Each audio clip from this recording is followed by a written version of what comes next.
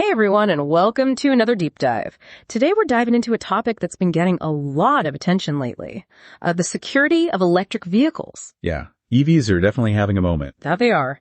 And our starting point for this deep dive is a Reddit post from Republicans. The title's pretty attention-grabbing. Experts say it's possible for hackers to take control of EV features, even trigger battery fires. Whoa. Right. It links to an article from Just News, but unfortunately we only have the Reddit post itself. Interesting. Yeah, so even without the full article, the title alone is kind of alarming. Hackers, battery fires. It's definitely something to think about, especially if you're considering making the switch to an EV. For sure. And it really highlights this tension between new technology and unforeseen vulnerabilities, Yep. And it's worth noting that the source is a post on eRepublicans, which is a politically charged subreddit, so that might influence the content and tone of the post. But, regardless of the source, we're going to examine the information objectively and see what we can learn. Absolutely. So even though we don't have the full article from Just the News, that title from the Reddit post, experts say it's possible for hackers to take control of EV features, even trigger battery fires. That's concerning enough on its own, right? Yeah, definitely something we should take seriously. I mean, broadly speaking, cybersecurity is a major concern with increasingly connected vehicles. So have there been any real-world cases of EVs being hacked? That's the thing. There hasn't been a ton of publicly available information about widespread EV hacking. But that doesn't mean it's not happening. Right. Just because we haven't heard about it doesn't mean there aren't vulnerabilities out there. Exactly. Yeah. And that's why it's important to be aware of the risks and how to mitigate them. Okay, so question for our listeners out there. Have you ever considered the cybersecurity aspect of owning an EV? It's something that I think a lot of people don't really think about. I agree. I think as EVs become more mainstream, understanding the potential security risks could be super important for both, manufacturers and consumers. So let's talk about those potential risks. That Reddit post we mentioned earlier, it talked about hackers being able to trigger battery fires. Is that really possible? Could a hacker just remotely make an EV burst into flames? Well, to be honest, it's definitely a worst case scenario. EV batteries, they're actually designed with a bunch of safety features, multiple layers. Okay, so it's not quite as simple as just like sending a remote command and boom. Exactly. It's not that easy. It's not like in the movies. Okay, that's a relief. But you're saying there are still vulnerabilities. Yeah, I mean, there are always vulnerabilities. And if a hacker could exploit them, then yeah, the risk of like a battery incident, it could go up. So like what kind of vulnerabilities are we talking about here? Okay, so for example, if they could get into the battery management system. The what now? The battery management system, or BMS. It's basically the brain of the battery, right? Yeah. Controls like temperature, charging, all that stuff. Okay. So if a hacker got into that, they could mess with it, and that could cause some serious problems like maybe overheating or even a fire? Potentially, yeah. All right. So it's not necessarily about directly like causing a fire. It's more like creating a situation where a fire is more likely to happen. You got it. It's like, think of it like a chain reaction.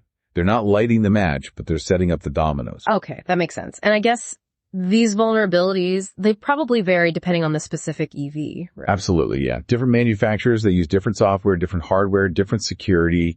It's not one size fits all. Right. So it all comes down to how well each EV is designed and how seriously they take security. So it's not just about are EVs safe or not. It's about, is this particular EV from this company, did they do their due diligence? Did they build it with security in mind? Exactly. And that's what's actually really interesting about all of this.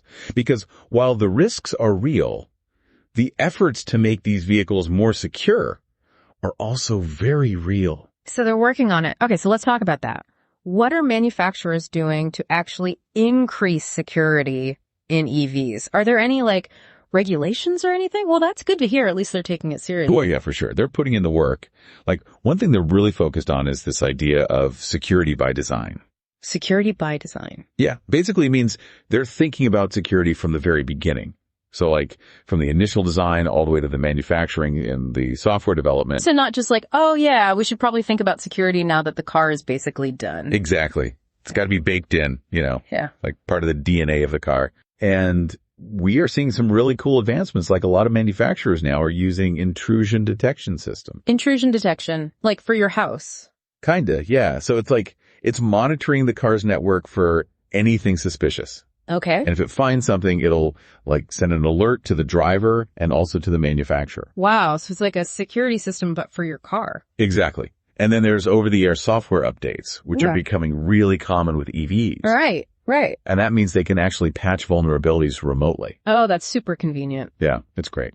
But I guess those updates themselves have to be secure too, right? Like, what if a hacker messed with the update itself? That's a great point. Yeah. That's why they use things like authentication and encryption. Encryption, right. Yeah. Like scrambling the data so it's unreadable. Exactly. It's like a secret code. So even if someone intercepts it, they can't do anything with Okay, it. that makes sense. This has been super interesting, but I have to say, it's a lot to take in. So for our listeners who aren't, tech wizards, what are some key takeaways? What can we actually do to protect ourselves, especially if we're thinking about buying an EV? That's a great question. I think the biggest thing is just being aware, right? Yeah. Like we need to be aware of the risks, just like with any new technology. Right. And then there's some simple things we can do, like using strong passwords for all our car systems, being careful about what we connect to the car's Wi-Fi and Bluetooth. So kind of like basic cybersecurity hygiene, but for your car. Exactly. Yeah. And then, this is a conversation that's going to keep evolving. As technology changes, the risks will change too. Right. So stay informed, stay vigilant. Well, on that note, as we wrap up this deep dive, I think it's important for everyone listening to think about this. How can we make sure that as we move towards this electric future, we're doing it in a way that's both innovative and secure? Good question. It's going to take all of us working together, right? Manufacturers, policymakers, and drivers too. Absolutely. We all have a role to play. Well said. Well, that about wraps it up for this deep dive into EV security. A huge thank you to our expert for joining us and sharing your insights. Happy to be here. And to everyone listening, thanks for joining us on this journey. Until next time, stay curious.